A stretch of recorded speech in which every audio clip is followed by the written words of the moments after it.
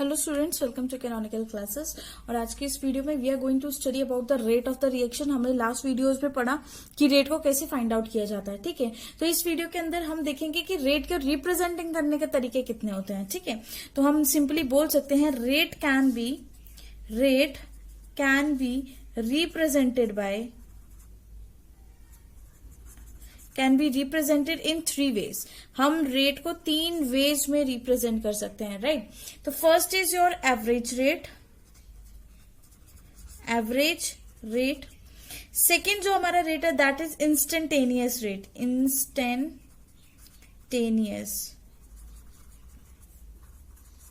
ठीक है।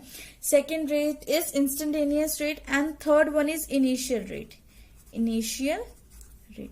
तो यही इन तीनों रेट को हम 1 बाय 1 सभी क्या करेंगे, डिस्कस करेंगे, राइट। तो चलिए सबसे फर्स्ट स्टार्ट करते हैं आपका एवरेज रेट की एवरेज रेट क्या होता है, राइट। तो देखिए average rate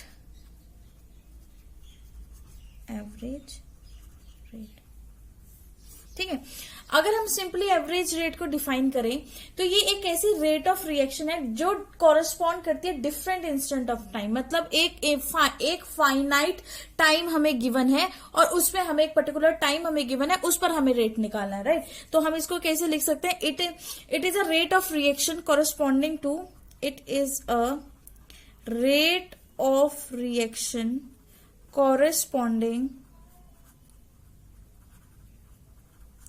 corresponding to different instant of time।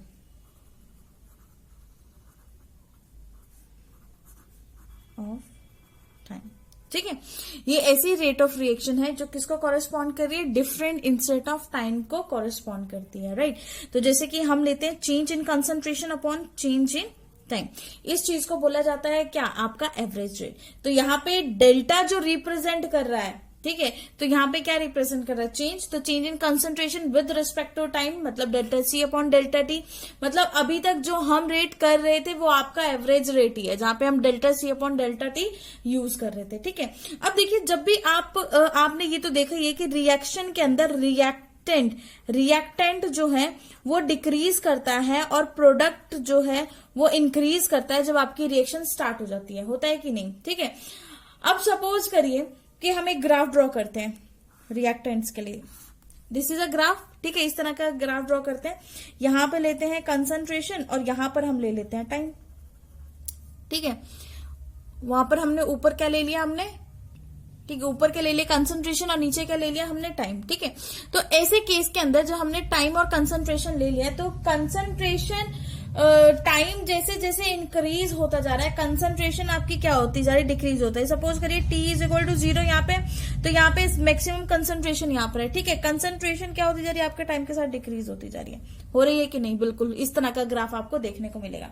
तो सपोज करिए एट कंसंट्रेशन C1 कंसंट्रेशन के ऊपर, ठीक है, एट कंसंट्रेशन C, यहां पे हम मान लेते हैं कंसंट्रेशन C1, ये आपकी कंसंट्रेशन C1 है और ये कंसंट्रेशन कितने पे हुई, टाइम, ये टाइम हो गया T1 टाइम, कितना हो गया आपका टाइम, T1, ठीक है।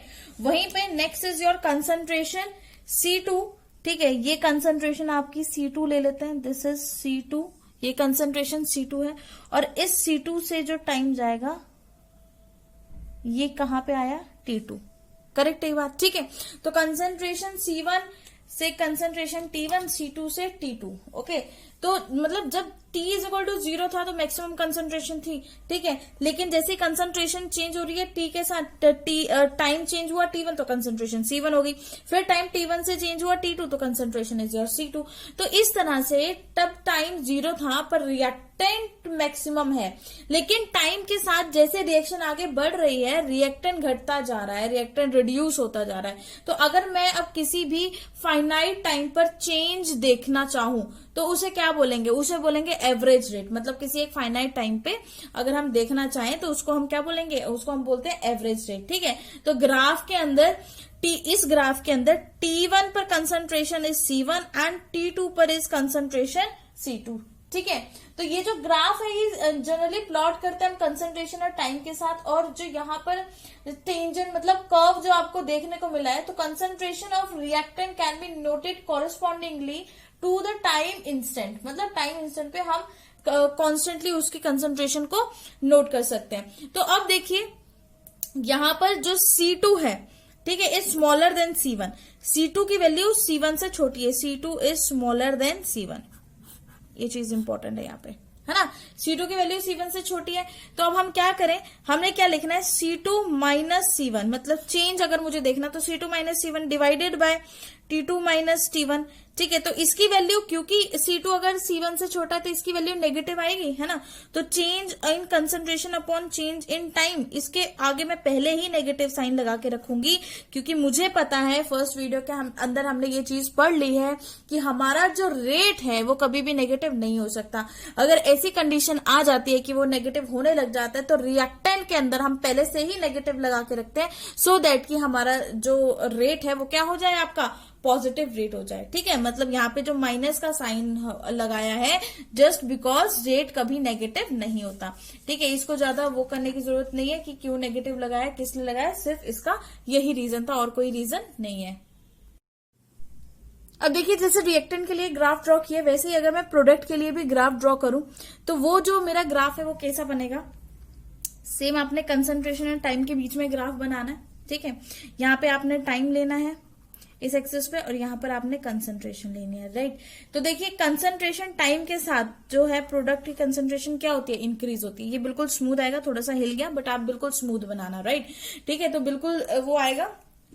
अब यहां पर देखो एट टाइम T1, सपोज मेरा ये वाला जो टाइम है दिस इज T1 टाइम, और इस टाइम के ऊपर जो कंसंट्रेशन मुझे देखने को मिलेगी, ठीक है, इस टाइम टी पे आपको जो कंसंट्रेशन देखने को मिलेगी वो ये, जिसको हम बोलेंगे C1 कंसंट्रेशन। वैसे ही एट टाइम T2, मतलब T2 टाइम के ऊपर, सपोज T1 यहां पर है तो ऑब्वियस ही बात है T2 यहां कहीं होगा, ठीक है, एट टाइम T2। अब इस T2 के साथ भी जो हमें कंसंट्रेशन देखने को मिलेगी, that concentration is known as C2, उस कंसंट्रेशन को हम क्या बोलेंगे, C2, राइट। तो कहने का क्या मतलब है, कहने का जनरली बस इतना मतलब है कि जैसे ही आपका टाइम के साथ जो है प्रोडक्ट की कंसंट्रेशन क्या होती जा रही है, बढ़ती जा रही है। अब यहां पर अगर मुझे लिखना हो change in concentration upon change in time, तो मैं डायरेक्ट लिख सकती हूँ C2 minus C1 upon T2 minus T1, ठीक है, क्योंकि यहाँ पे C2 is greater than C1। C2 अगर C1 से ग्रेटर है तो आपकी वैल्यू वैसे भी पॉजिटिव आएगी, तो वहां पे कुछ लगाने की जरूरत नहीं है। और एक और चीज यहाँ पर ये नोटिस करनी है कि जब भी हमें किसी फाइनाइट टाइम के लिए यूज करना है, ठीक है, फॉर फाइनाइट टाइम, अगर हमें किसी फाइनाइट टाइम के लिए निकालना होता है, फॉर फाइनाइट टाइम, फाइनाइट मतलब एक फिक्स टाइम के लिए निकालना होता है, हमें एक पर्टिकुलर टाइम के लिए निकालना है, तो वी यूज डेल्टा। क्या साइन यूज करते हैं हम लोग, डेल्टा का साइन यूज करते हैं, ठीक है।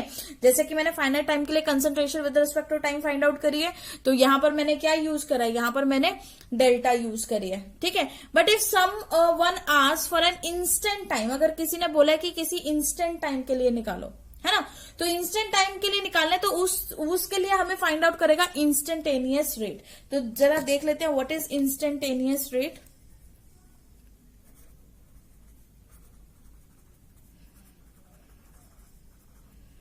Instantaneous rate, this is our instantaneous rate. और इंस्टेंटेनियस रेट क्या होता है, देखिए ग्राफ से आपको समझ में आएगा। सपोज ये है आपके पास time and this is concentration, ठीक है, इस तरह का ग्राफ आपके पास जा रहा था।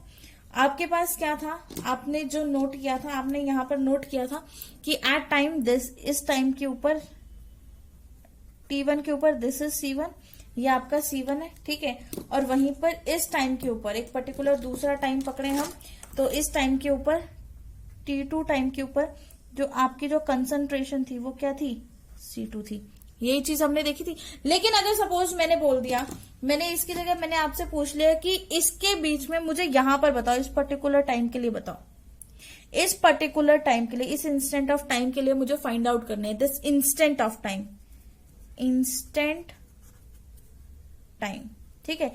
इस पर्टिकुलर इंस्टेंट टाइम के लिए अगर मुझे फाइंड आउट करना है तो इसके लिए जो हम रेट फाइंड आउट करेंगे that rate is known as instantaneous rate. ठीक है, तो इसका होता कैसे, इसको फाइंड आउट कैसे किया जाएगा, ये उसके स्लोप से बनेगा। मतलब जो यहां से स्लोप पास ऑन होगा, जो स्लोप यहां से पास ऑन होगा, उस स्लोप की वैल्यू जो आएगी वही आपको बताएगा। ये जो पिंक कलर में जो आपको स्लोप देखने को मिल रहा है, यही स्लोप जो है वो इस इंस्टेंट टाइम की वैल्यू देगा। ठीक है, तो slope of line will call rate, है ना। For this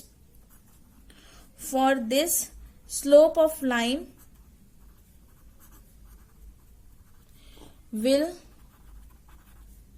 will be called rate। उसको क्या बोला जाएगा, उसको रेट बोला जाएगा। करेक्ट है ये बात, ठीक है। जिसको हम आगे रिप्रेजेंट करते हैं माइनस DC अपॉन DT।